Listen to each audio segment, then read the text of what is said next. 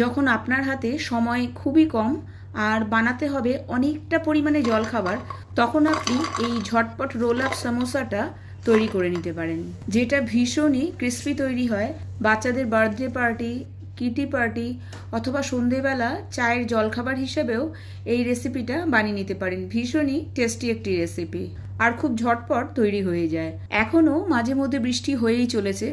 বৃষ্টিতে যদি পকোড়া খেয়ে খেয়ে বোর হয়ে গিয়ে থাকেন, তাহলে এই রেসিপিটা অবশ্যই ট্রাই করতে পারেন। ভিডিওটা ভালো লাগলে লাইক, শেয়ার এবং সাবস্ক্রাইব করার অনুরোধ রইল। সবার প্রথমে এখানে আমি 2 কাপ ময়দা নিয়ে নিয়েছি। আপনারা চাইলে 1 কাপ আটা আর 1 কাপ ময়দা দিয়েও রেসিপিটা তৈরি করে নিতে পারেন। আর নিয়ে নিয়েছি 1 টিস্পুন নুন, 1 টিস্পুন আজওয়াইন। আজওয়াইনকে হাতে আমি একটু ক্রাশ করে নিয়েছি। আর নিয়ে নিয়েছি 2 টেবিল স্পুন তেল।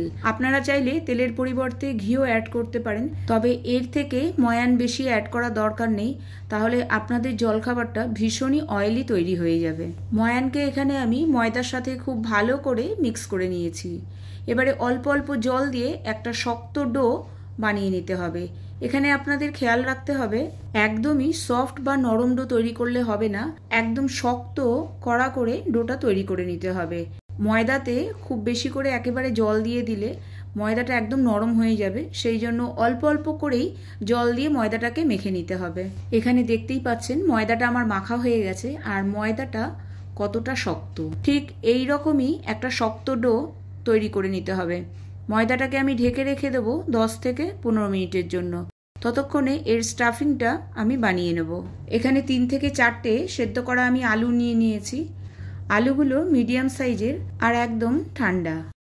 আলুগুলোকে এখানে আমি গ্রেটারের সাহায্যে গ্রেট করে নেব। এবার এখানে আমি অ্যাড করে দিচ্ছি 1 টিস্পুন নুন, 1/4 টিস্পুন ব্ল্যাক সল্ট, 1 টিস্পুন ধনে গুঁড়ো, 1 টিস্পুন ভাজা মশলা, 1/4 টিস্পুন গরম মশলা পাউডার, 1/2 টিস্পুন কালো গোলমরিচের গুঁড়ো, 1 টিস্পুন কাশ্মীরি লাল লঙ্কার গুঁড়ো, 1/2 টিস্পুন চাট মশলা, আর দিয়ে দিচ্ছি কিছুটা ধনে পাতা আর কাঁচা লঙ্কা কুচোনো। ঝালটা আর নুনটা আপনারা আপনাদের স্বাদ অনুযায়ী ব্যবহার করবেন। এখানে আরও আমি অ্যাড করে দিচ্ছি বাইন্ডিংয়ের জন্য কর্নফ্লাওয়ার। কর্নফ্লাওয়ার এখানে আমি 2 টেবিল স্পুন ব্যবহার করেছি। কর্নফ্লাওয়ার এই আলুর মধ্যে বাইন্ডিংয়ের কাজ করবে। যখন এটা তেলে ফ্রাই করা হবে তখন লেয়ার্সগুলো খুলে যাবে না। মশলা এখানে একদম রেডি। চলুন তাহলে ঝটপট সমোসাটা বানিয়ে নেওয়া যাক।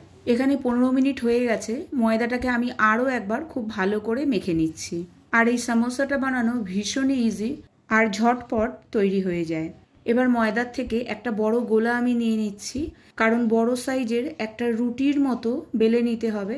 আমার রুটি বেলার জায়গাটা যতটা বড়, সেই আকারেই একটা বড় রুটি আমি বেলে নেব। ময়দাটা যেহেতু এখানে একটু শক্ত মাখা হয়েছে, রুটি বেলার সময় একটু কিন্তু পরিশ্রম লাগবে। এখানে রুটিটা খুব বেশি মোটা বা খুব বেশি পাতলা হবে না। পরোটা তৈরি করতে যেরকম থিকনেস লাগে সেরকমই থিকনেস এটা তৈরি করে নিতে হবে। মাঝখানে একটা ছোট বাটি নিয়ে নিতে হবে। এরপর আমি চারিদিকে আলুর মশলাটা নিয়ে নিয়েছি আর চারিদিকে আলুর একটা সমানভাবে লেয়ার তৈরি করে নিচ্ছি। আপনি এটা যে কোনো স্প্যাচুলা অথবা স্পুনও ব্যবহার করতে পারেন, অথবা ছুরির সাহায্যেও করে নিতে পারেন। খুব বেশি মোটা লেয়ার কিন্তু এখানে তৈরি করতে হবে না, পাতলা লেয়ারই চাই। আর আপনারা দেখতেই পাচ্ছেন সামোসা বানানোর এই টেকনিকটা কতটা ইজি এবং ইউনিক। এইভাবে করে নিলে সামোসাগুলো খুব ইজিলি তৈরি হয়ে যায় আর একবারে অনেকটা পরিমাণে তৈরি করা যায়। মাঝখানের বাটিটাকে সরিয়ে দিয়ে এখানে আমি রুটিটাকে কেটে নেব। আমি টোটাল 16 পিস কেটে নিয়েছি, মানে একটা রুটি দিয়ে আপনাদের ছোট ছোট 16খানা সামোসা তৈরি হয়ে যাবে। বাটিটা সরিয়ে নিয়ে সেন্টারে খুব ভালো করে জল লাগিয়ে নিতে হবে, যাতে ফ্রাই করার সময় সামোসাগুলো খুলে না যায়। আর আমাদেরকে খুব ভালো করে টাইটলি রোল করতে হবে সামোসাগুলোকে।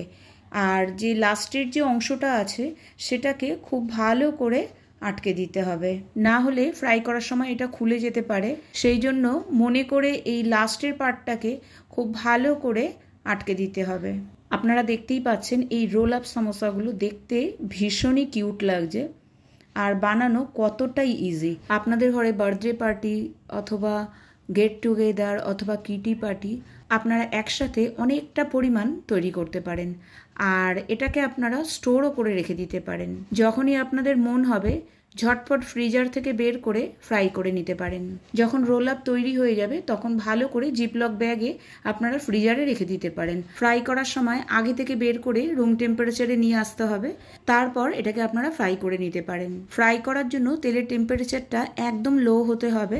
গ্যাসের ফ্লেমটাকে লোতে রেখে 4 থেকে 5 মিনিট ধরে সমোসাগুলোকে ফ্রাই করে নিতে হবে। যখন সমোসাগুলো নিজের থেকেই ওপরে ভেসে উঠবে অথবা হালকা গোল্ডেন ব্রাউন কালার হয়ে যাবে তখন গ্যাসের ফ্লেমটাকে মিডিয়ামে করে দিতে পারেন। যতক্ষণ পর্যন্ত না এর মধ্যে একটা গোল্ডেন কালার চলে আসে ততক্ষণ পর্যন্ত আপনাদের এগুলোকে ফ্রাই করে নিতে হবে। এখানে আমার সমোসাগুলো গোল্ডেন কালারের হয়ে গেছে আর কোনো একটা সমোসাও কিন্তু আমার খুলে যায়নি।